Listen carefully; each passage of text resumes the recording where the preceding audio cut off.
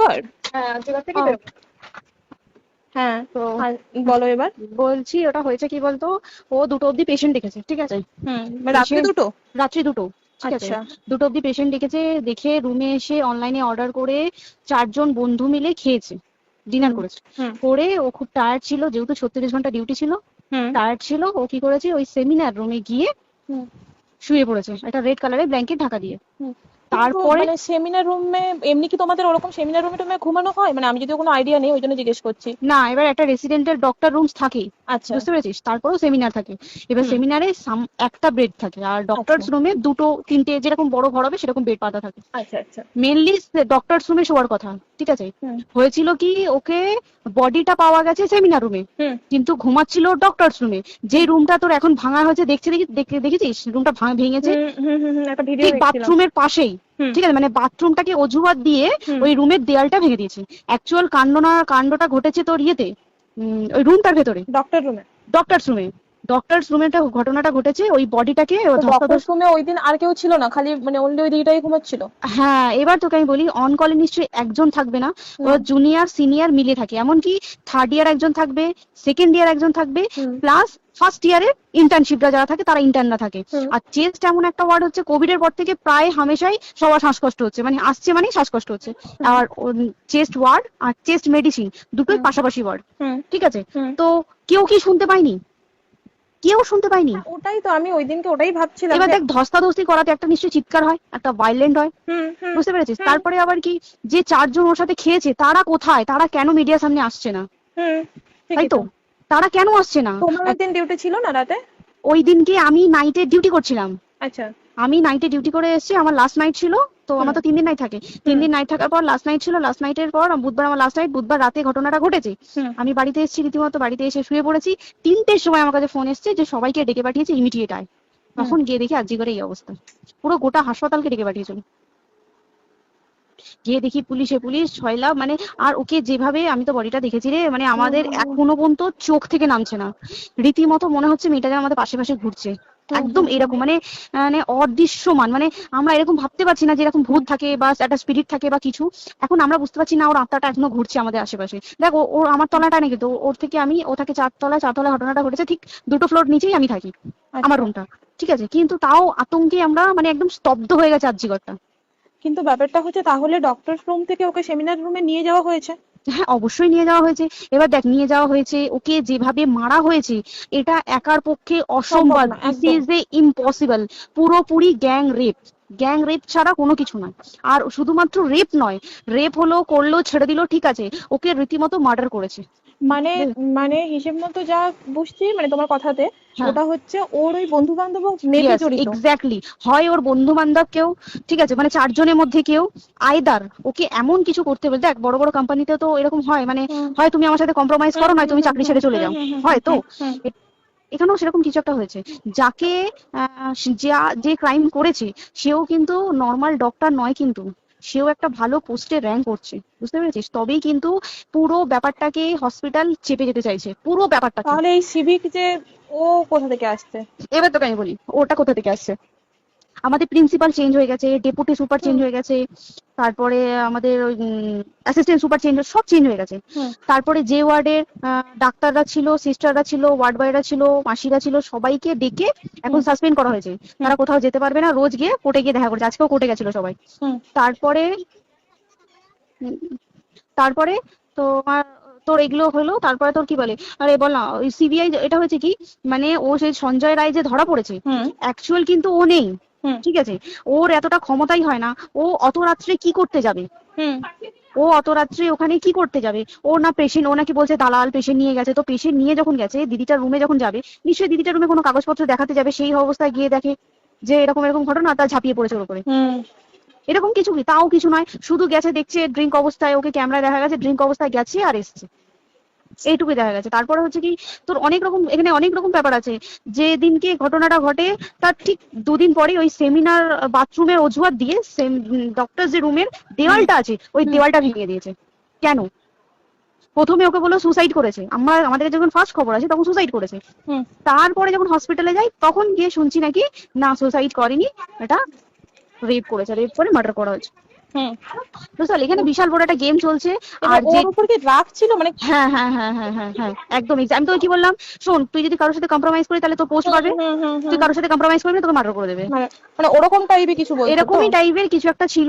Either খুব rough, মানে খুব রাগ, খুব মানে খুব ওর উপরে খুব ফ্রাস্ট্রেশন ছিল, যারই ছিল খুব ফ্রাস্ট্রেশন ছিল। শুধু ওকে মারিনি রে, রীতিমতো মার্ডার করেছে। ওর যে ক্ল্যাচারটা ছিল, হুম, ওর আমি ইউরিন, শুনেছি এটা। ওর ইউরিনের রাস্তায় ক্ল্যাচারটা ঢুকিয়ে দিয়েছে, তুই ইস। জানিস? মানে কি বলবো, মানে ওকে দেখা যাচ্ছে না, আমরা তো দেখেছি নিজের চোখে, ওকে দেখা যাচ্ছে না। মানে একটা ব্লিড। মৃত্যু কতটা, মানে এই তো মানে প্রচন্ড কষ্ট পেয়ে একটা মেয়ে মারা গেল না? আর ওর যে গলাটা চেপে ধরেছে, আহ, ওর ওই চেপে ধরাতে মানে এতটাই জোরে চেপে ধরেছে যে ওর চোখ ফেটে রক্ত বেরিয়েছে।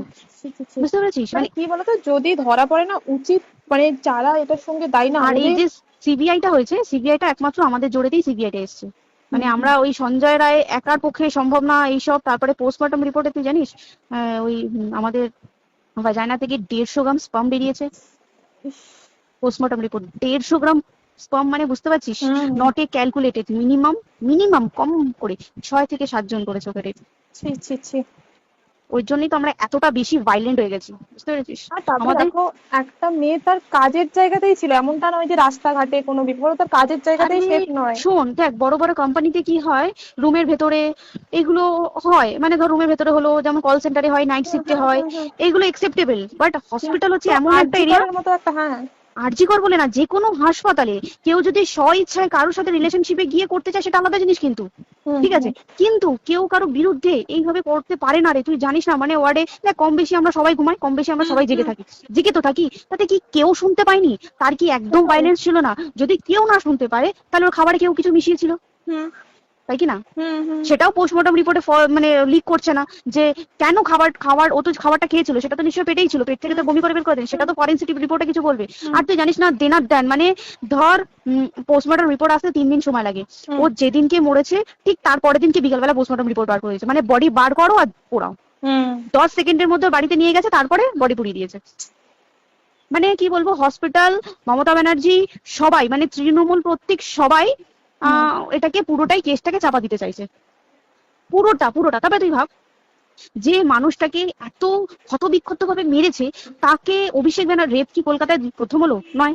হুম বিভিন্ন জায়গায় বিভিন্ন ভাবে রেপ হয়েছে, হুম। ধরা পড়েছে, ফাঁসি হ্যাঁ। হয়েছে কি হুম জেল হয়েছে। হুম। অভিষেক বন্দ্যোপাধ্যায় কেন বললো জাস্ট তোর কি বলে এনকাউন্টার করতে? মানে কি সঞ্জয়কে যদি এনকাউন্টার করে পুরো কেসটা চাপা পড়ে পুরো যাবে, কেসটা চাপা পড়ে যাবে একদম। স্টুডেন্টরা ঠান্ডা হয়ে যাবে। হুম হুম। আর আমরা সেটা মানবো না, আমরা সেটা হতেই দেবো না। তাতে যদি চাকরি মানে আরজিকরটাকে সিল করতে হয় তাতেও আমরা রাজি আছি, সিল করে দেওয়া হোক আরজিকর, সিল করে দেবে মনে হচ্ছে যদি ঠিকঠাক ভাবে। এবার ওই জন্য আমাদের দাবিতে সিবিআই এসছে। এবার তুই একটা কথা বল, যখন দেখতে পাচ্ছে মমতা ব্যানার্জি যে কলকাতা পুলিশ আমাদের জন্য কিছু করতে পারছে না, আমরা কিছু মানতে পারছি না, 7 দিন ধরে বার করতে পারছে না, হুম তাহলে সেটা 2-3 দিনের মধ্যে কেন হ্যান্ড ওভার করে দিল না? হুম। তাই তো। তাই কি না? তারপরে দেখ, পিডব্লিউডি ওটা লো পোস্টের মানুষ, মানে যারা ভাঙচুর করে, মানে সিমেন্টে যারা কাজ করে হুম তাদেরকে পিডব্লিউডি বলে। হুম এবার পিডব্লিউডি নিশ্চয়ই হায়ার অথরিটি থেকে অর্ডার এসছে তবেই ওরা গিয়ে ভেঙেছে। ওরা হুম নিশ্চয়ই পাগল নয় দুম করে গিয়ে কোনো গভর্নমেন্ট প্রপার্টি ভেঙে দেবে। হুম। অর্ডারটা কে পাস করলো যে এখনই চেস্ট ওয়ার্ডটাকে ভাঙতে হলো? সিবিআই আসা পর্যন্ত অপেক্ষা করতে পারতো। কারণ আজকে অত বড় বিক্ষোভ হবার কারণ কি হচ্ছে, একটাই কারণ, যে মেয়েটি মারা গেছে ঠিক আছে, কিন্তু তাকে এত বেশি মলেস্ট করে, এত বেশি রেপ করে বা বেশি ওকে মেরেছে, তার কি কোনো প্রতিবাদ নেই? তুই কোথায় সেভ পাবি তুই আমাকে বল? তুই ধর চাকরি ছেড়ে, আজকে সরকারি চাকরি ছেড়ে তুই প্রাইভেটে যাই, প্রাইভেটও তো তাই একই কোথাও না, অবস্থা, একদম একদম। প্রাইভেটও একই অবস্থা। তুই কোনো চায়ের দোকান খুলে বসবি, অনার্সশিপে তুই বসলেও তাও এসে তো হাজার ছেলেরা থাকে, হুম। হাজার ছেলেরা টিজ করে, তুই কোথায় কি করবি? তাহলে আমাদের সেফটি কোথায়? আমাদের মুখ্যমন্ত্রী মমতা ব্যানার্জি সে একটা লেডি হয়ে তাহলে আমাদের কি সেফটি দিয়েছে? আমাদের কি লক্ষ্মী ভান্ডার দিলে দিস ইজ প্রবলেম সলভ? পুরো মাসের আমাদের কি সব খরচা চলে যায় লক্ষ্মী ভান্ডারে? জানি না, আই ডোন্ট নো। মানে আমরা প্রচুর খেপে আছি, প্রচুর। মানে এর বিচার না চাওয়া পর্যন্ত তা তুই ঠিকই তো। ভেবে চল কি এটা সলভ হবে না। আমরা মানে বিচার আমি নিয়ে আমি কথা বলবো। 2 দিন ধরেই ভাবছিলাম তোমাকে ফোন করবো, কিন্তু মানে এটা ওটাতে হয়ে উঠছে না। আর তোমাকে তো হুম। আমি ওই দিন রাতেই হোয়াটসঅ্যাপ করলাম না। হ্যাঁ হ্যাঁ এবার হ্যাঁ তখনই না আমি ব্যাপারটা অতটা বুঝতে পারিনি, আর আমার তার পরের দিনই ভোরবেলা ডিউটি। তো হ্যাঁ। আমি খুব তারপর সাবধানে থাকিস রে, আর খুব বলো না, সাবধানে না না। থাকিস। হ্যাঁ তাই তো, এখন মানে আর তোমরাও সাবধানে থাকো কি সবাই। বলবো বল, কিছু বলার নেই। দেখ, আমাদের মধ্যবিত্ত মানুষরা আমাদের চাকরি করে খেতেই হবে, সোজা কথা। একদম একদম। তাই কিনা বল? বাবা এত হুম। পুঁজি নেই যে বসে অত বসে খাবো, ঠিক আর আছে? সেই মেন্টালিটিও নেই। পুঁজি হ্যাঁ যদিও থাকে, মেন্টালিটিও নেই হ্যাঁ যে এবার বাবার তুই, পুঁজিতে খাবে। এবার একটা কথা তুই বল, চাকরিটা কোথায় গিয়ে করবো তুই একটা বল? কোন সেটাই। স্টেটে গিয়ে চাকরি করবো তুই আমাকে বল? ওই যেমন, মানে এটা হয়তো আমার মা যেমন বাড়িতে থেকে 7টার মধ্যে ঢুকে যাও, দিদিকে তো ধরো অনেক রাত অব্দি 9:30 10টা অব্দি ল্যাবে থাকতেই হয় না। এবার তুই কি করবি বল, কি কি করবে করবি? বলো তো এখন? কিছু করার আছে? দেখ ল্যাবেও তো সব ছেলেরা আছে, ছেলে হ্যাঁ, আছে, মেয়ে আছে। তুই একদম। কাকে বারণ করবি, তুই কাকে বিশ্বাস করবি? তুই বল, তুই ধর কলিগদের সাথে খেতে বসেছিস, ঠিক আছে, তোর টিফিনটা যদি কেউ চাইলো তুই তাকে না দিয়ে পারবি?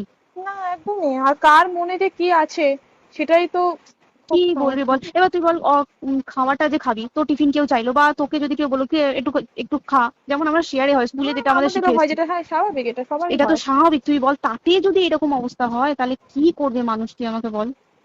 আজকেও তো তাই আমাদের দেখ না, 11টা থেকে আমাদের তোর ক্যান্ডেল দিয়ে হোয়াইট ড্রেস হুম। পরে সব শ্যামবাজারে একতা হবে। এখন আবার বৃষ্টি শুরু হয়েছে, কে জানে বৃষ্টি, কি প্রচুর বৃষ্টি শুরু হলো। কি হবে জানি না আমি। ঠিক আছে গো, টাটা। হ্যাঁ হুম চল টাটা। হুম হুম হুম। হুম।